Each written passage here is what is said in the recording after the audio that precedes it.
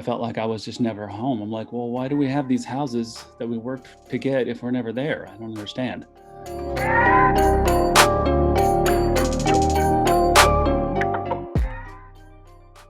Hi, I'm Erica Campbell, and today I'm joined by Dave Keuning for the latest episode of Enemies in Conversation series. How are you, Dave? Pretty good. Good, good. So I'm sure many fans watching know you as a founding member of the Killers, as a guitarist in the Killers, as well as from your debut album, Prismism from 2019. And today we're digging into your second solo album, A Mild Case of Everything. I've been listening to it all morning, really enjoying it. So thank you. Good. Say what? You have the whole album? I have the whole album, all Sweet. 16 tracks, start to finish, and I'm really excited to talk about it. There's some moments there I definitely want to dig into. Okay.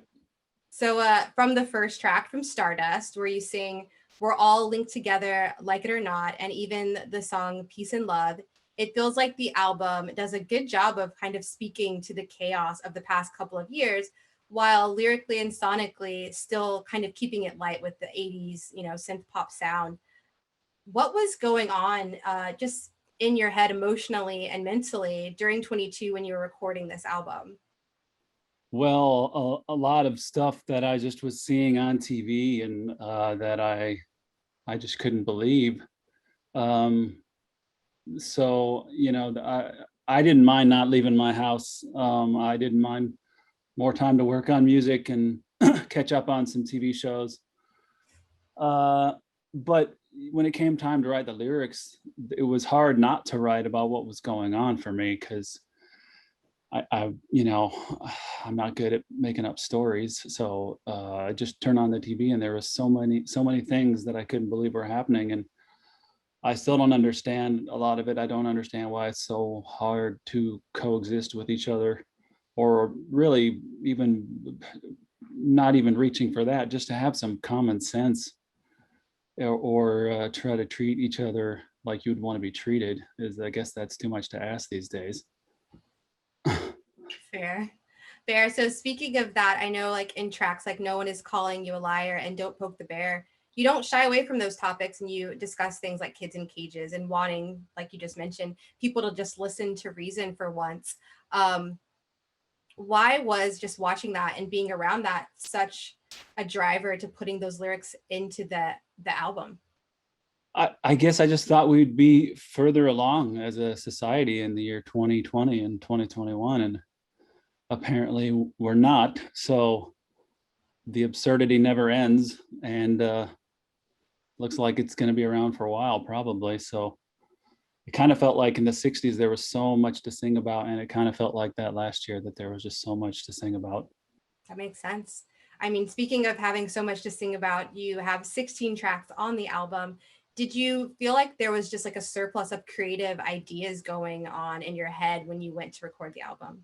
Kind of. I mean, I started out with less than 10, and then when I added From Stardust and Ends of the Earth, I felt like I had enough to make an album, and then a few more came to me after that, and I finished a few more that I wasn't gonna finish. The Fountain was the last one I finished, and I'm really glad I finished that one because it turned out well. And so I ended up with 16, 17 on vinyl. And we're in kind of a weird era where I don't know if there's a right or wrong way to release music, because if it was you know the 90s or something, where people are buying CDs and listening to an album, I might have put a little less, just to like not scare them off with so much music, because people like would rather digest 10 or 12 songs. But now people just jump around Yeah. and listen to whatever they want. And for the fans who do want to hear the whole thing, then they can have 16 songs. Or 17 on vinyl. Exactly. So, speaking of just indulging in creativity and your creative process in general, I know you're playing all the instruments on this album except for the drum part. How different is it working solo in comparison to working with the Killers? And has that creative freedom been satisfying? It's very satisfying. The biggest difference is that, I mean, I just feel very comfortable, but it's also it does get lonely at times, not being able to bounce ideas off other people, Mhm. or know, like, you have to be pretty sure yourself if something's good, and then I do show it to some friends, and the guys who helped me record the album, of course, I value their opinion, and that's ultimately what makes the decisions. But when everything's going great in a band, then that's a great feeling of everybody, you know, uh, when you're unanimously love a song, it's great to bounce that off each other. And with me, it was more like, it was more just about fun, than like, I want to do this so I get to do it my way. It was just more like, I have time at my house, so I'll just have fun and have guitar solos and 9-minute long songs, and as many songs as I want on the record, and just kind of do it that way. And so it was a lot of fun for me. That's great. And I know you mentioned before that fans were asking for more guitar parts since your previous album, and you definitely gave us what we were asking for. So thank you. Yeah, I'm happy to do that. And it seems like there's less and less people doing that. So I might as well keep doing it. And speaking of having fun, can you talk to us a little bit about this space lighting setup you've got going on? I don't know. I just thought I should do something special for NME, and it's kind of thrown together. It's like half the universe here, and but uh, I have like, sometimes I go to the basement and turn on music and have a little light show and do Seems stuff like a like good that during the pandemic when I couldn't leave the house. So Yeah. So just speaking of the universe and coming together in general, there's a lot of themes of coming together in the album, even as simple as like putting your phone down and helping each other. What message do you hope listeners receive when they listen to the album? I don't know what message they'll receive. I try to not be too blunt with the message, because I don't like when people are like, what does that mean directly? I want to know exactly what it means. Well, it could mean a few different things to you if you want it to, but there is a lot of messages that shouldn't be too hard to decode, I suppose, on this record as well. And I don't know. I just, like, peace and love is very simple. There's hardly even any words to it. I just picked up a guitar and those chords came out, because I just don't understand why it's so hard to, like, not take your knee off someone's neck when they're dying. Why is that hard? I don't know. I don't understand any of this. I don't get it. I just try to live by the golden rule, but I don't know. It should be easier, but apparently it's not. So speaking of that 9-minute song, Don't Poke the Bear, I'd love to dig into it because you mentioned specifically just listening to Zeppelin beforehand and really waking up in the middle of the night and it dropping in. What was the process behind recording that song and writing that song?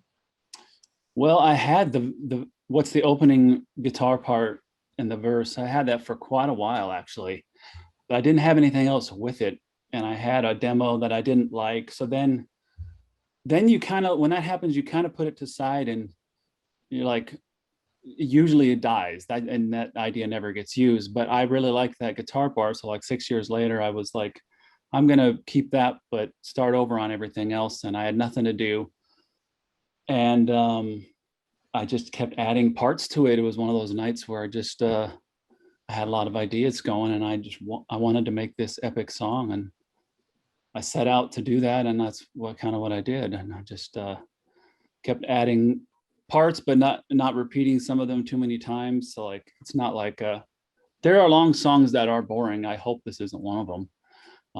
But yeah, I'm really happy with the lyrics. Um, and the feedback so far has been good. I kind of was going to put it on the record no matter if people liked it or not, because I just have so much fun writing it and playing it. But uh, I've got good feedback so far. I definitely think that's a great way to be creatively, to just lead with fun and do what feels right. And if people like it or not. And even just going back to the theme, like you mentioned, kind of talking about some of the political tensions that we've had in this country, and just bringing that into the album and just putting it out in the forefront. I think that that's something that can kind of tie into that as well, just kind of saying things and just putting it out there regardless of what people think or not. Do you feel like that's a hard process for you, or have you always felt comfortable doing that? Comfortable singing about current events and politics? Or So you're just asking? sharing, yeah, just anything that's coming to mind when it comes to those topics that a lot of people try to shy away from. I'm not that comfortable with it, honestly, because I mean, people are so sensitive, and I kind of sing about that in some of the songs, how truth is obsolete at this point. People just believe whatever they want to believe, and I don't know how we got to that point, but now that you just believe whatever you want, and that's your truth. So I am actually a little afraid to say things, but I wanted to do it anyway because some things I shouldn't be afraid to sing about peace and love or treating each other equally. I shouldn't be afraid to sing about that. So if someone wants to get in the, argument over that, I guess have at it, but I don't know what to tell you. That's definitely a good way to react to that. So with your debut album, you played shows everywhere from Brooklyn to Glasgow. Where are you the most excited to play A Mild Case of Everything live? Oh, well, Las Vegas comes to mind. I had a great show there, and I have a lot of fans and friends there. I'd say England though, England and Scotland. I did a tour there last time, and I don't know when I'm coming back, because I don't know when shows will be around or when I'll find time, but I will be back to play there at some point. And those were great crowds. I just wish you guys were closer to me. So, as we mentioned with your solo work, you're playing so many parts at once, particularly live as well, if you're playing those songs live in comparison to playing with the Killers, where you have the freedom to say, dart across the stage during your guitar solo and when you were young. Do you miss that freedom of just being able to focus on playing guitar? Yes, I do. Um, I guess the only way around that would be like a wireless headset mic that, isn't the coolest thing to Yeah. wear, I guess. So um, probably won't do that. But yeah, I do miss kind of being able to move around a little more freely, and or really just focus on one thing, because I only have like 3 or 4 guys out with me, and there's always a part to play on either guitar or keyboard. And I play a little of both on live. I play keyboard and guitar. Um, yeah, it's a lot to think about at the same time. It's anybody's going to sing better without having to worry about their instrument. So I don't know if you'll recall this, but I remember back in 2015 riding with my friends to Cowboy Music Festival in San Diego. And as we were driving to the festival, we were listening to the radio, and you had this interview and you were asked about eventually releasing solo music, and you were very apprehensive about it. And you didn't show much interest in it. And I recall the conversation because me and my friends were like, oh, that's disappointing. That would be cool to be like a solo album from Dave. What ultimately led to your change of heart and deciding to pursue making music on your own? I know you're the second person to bring that up. I totally forgot about that interview. And then I was like, oh, yeah, I did say that. I mean, this is the honest answer. I was content being in the Killers. Um, it annoys me that some people think I did this thing out of ego. I decided to take a break from touring and the Killers in general these last few years, as you probably know, which allowed me time to make my album. So as far as what came first, the chicken or the egg, the time came first, and then I made the album. I did not want the time to make a solo record. I was like, oh, I've got time. The truth is that I'm a hermit. I love being at home, which makes it really hard for me to tour. But at home, I can record as much as I want. So that's what I like to do, and I probably continue to do it. I think the biggest hurdle since that interview was choosing to sing, because the time I thought I'd never do that. And now I'm pretty shy, but I've gotten a little more used to it. And it just gives me the power to finish songs without like calling someone or finding some other, you know, singer outside of the Killers. Even I thought I considered to like find somebody in, but then I'm like, well, that's another guy to coordinate with. I'm already home. Plus, it's a pandemic anyway. But that's, you know, the first album. I'm at home. Here's my computer. Here's the mic. Just do it. And I've gotten used to it. I think I was actually a lot more comfortable on the second album than the first album singing. So I did have a little more fun with it. And no one said anything. Touring for the first record, no one said like your vocals suck or anything. So my worst fears didn't happen. Exactly. No, I did catch a show, Rough Trade, in Brooklyn, and can confirm it was great. Nothing to worry about. Oh, So, just kind of speaking about what you just said about people kind of misinterpreting that break or reading into it different intentions that weren't really there. What do you think the misunderstanding is, and what do you want people to kind of understand about making that decision to take a break from touring and from recording with the Killers? Oh, I guess they don't understand anything until you're in the person's shoes. Yeah. You know, I have a very crazy background story of more drama than I would wish on anybody, basically, of baby mama drama and on and on. And also, just like I said, I have a hard time being on the road. I did it for so long. I think I mostly just miss home. I don't like being in planes or buses like all day. I love the shows. I really miss the fans. The other 22 hours of the day is, for me, is just like not being at home, even though in the beginning it was a lot of fun and I loved seeing places, but then I did it like 4 world tours and I felt like I was just never home. I'm like, well, why do we have these houses that we worked to get if we're never there? I don't understand. So Yeah.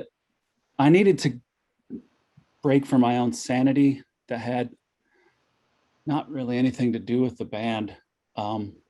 Although, yeah, being on the road is not easy, but I needed it. I was going crazy.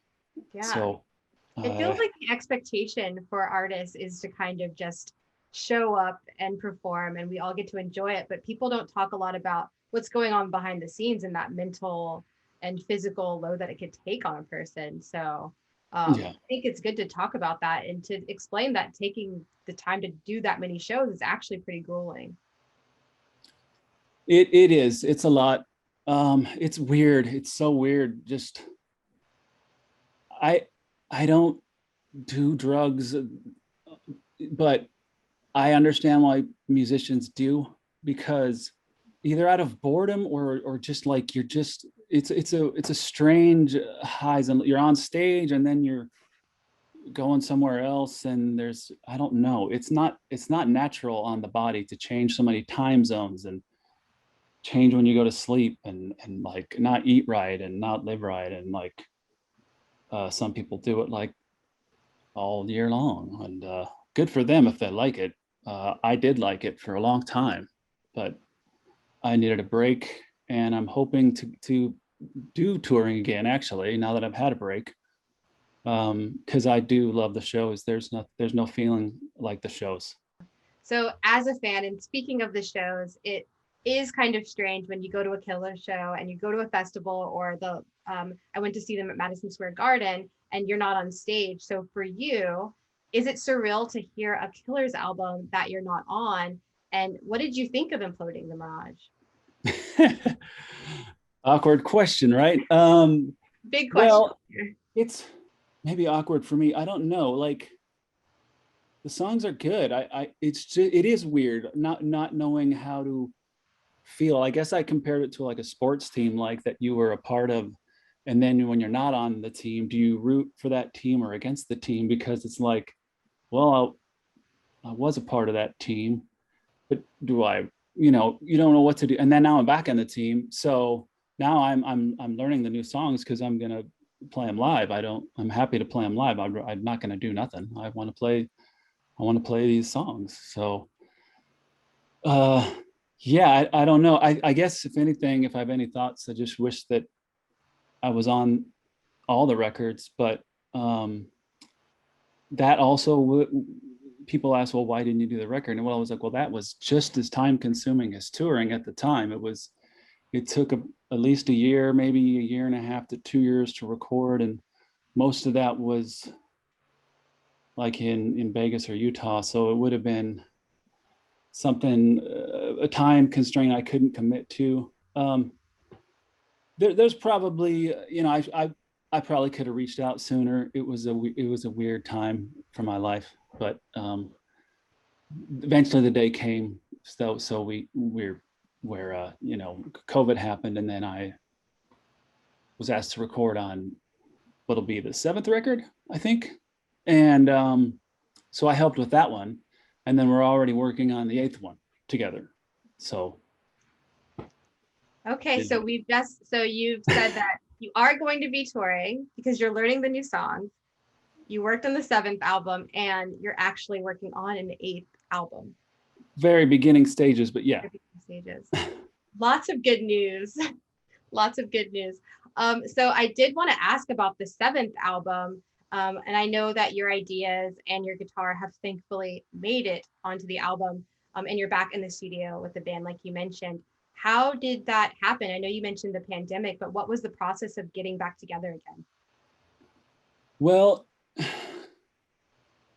guess a consequence of COVID was I was not ready to tour at that time, but they were about ready to do a huge tour. And then all of a sudden it just stopped in its tracks. And they're like, well, let's make another record. And then they kind of reached out and said if I'd be interested. And I was like, sure, why not? I like, it was like a fresh start on the next record. I almost considered coming in at the end of the last one, but I wasn't even sure if it was what stage it was at, or if it was almost done. I kind of never am. I kind of never know, like, is this almost done or is it not done?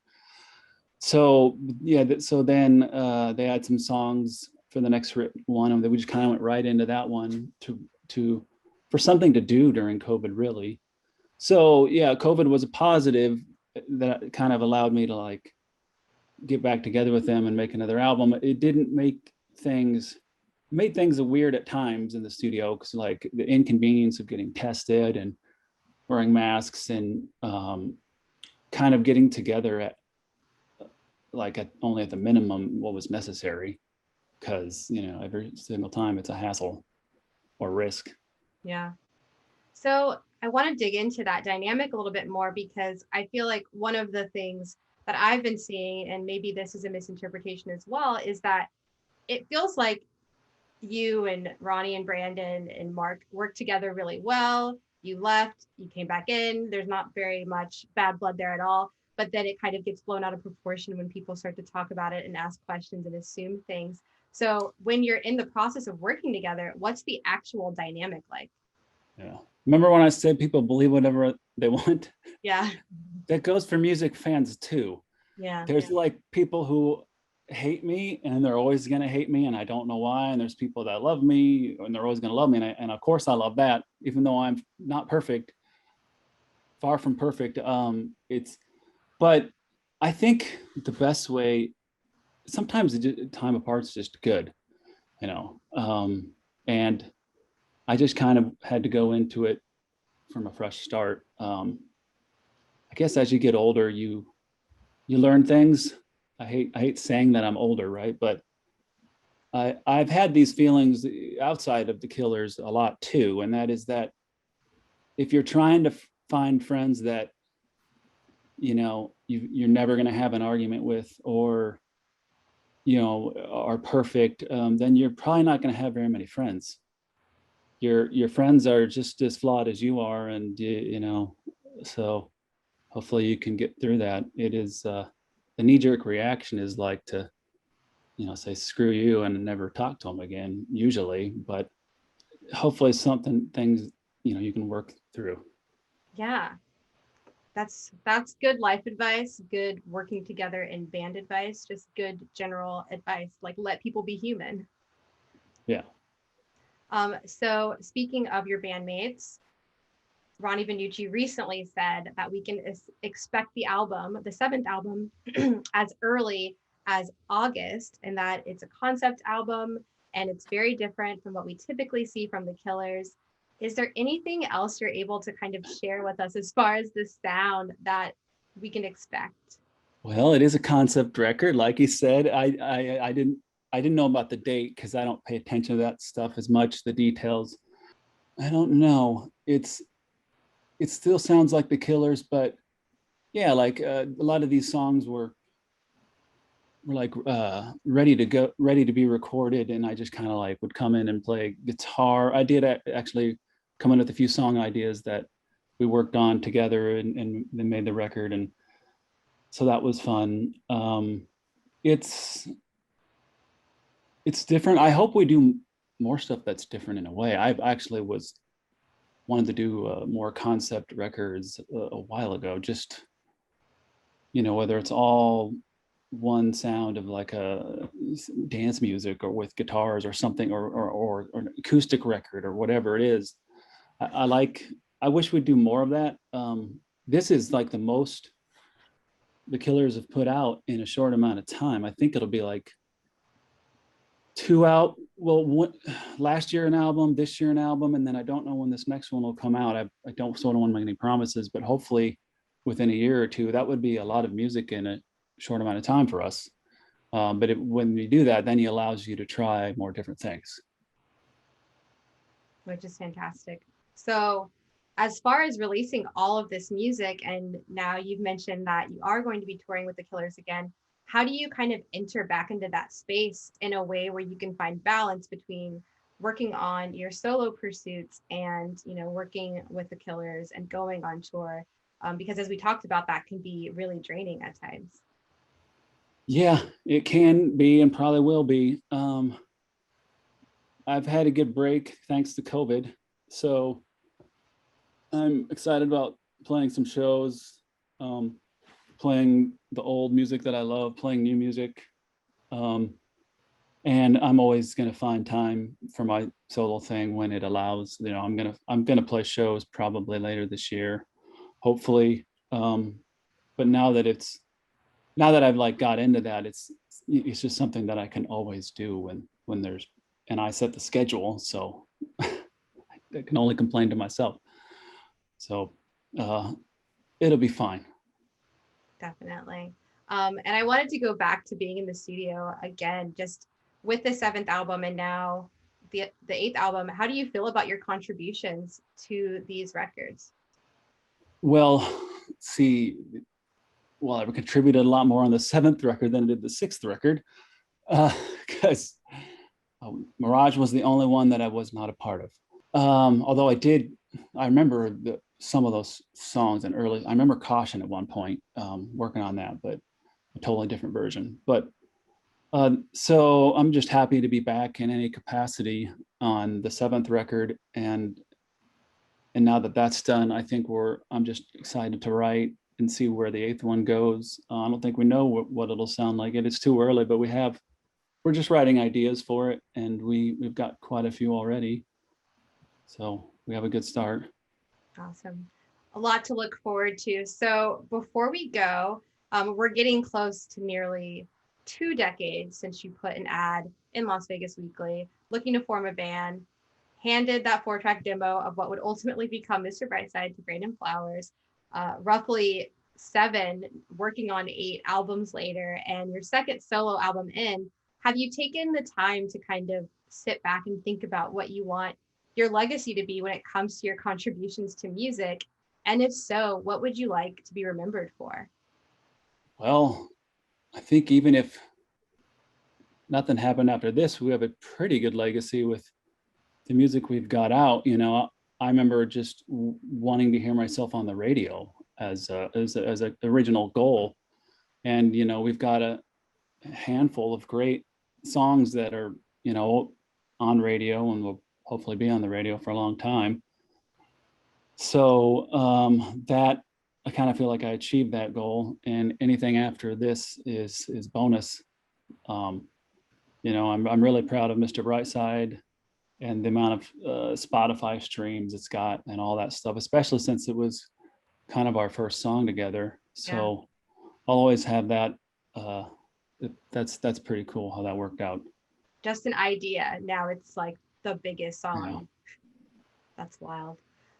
Well, that's a perfect note to end on. Dave, thanks so much for taking the time to chat, and hopefully see you on tour playing songs for Keuning and for the Killers in the near future. Okay, thank you. Yeah, of course. Have a good one. Bye.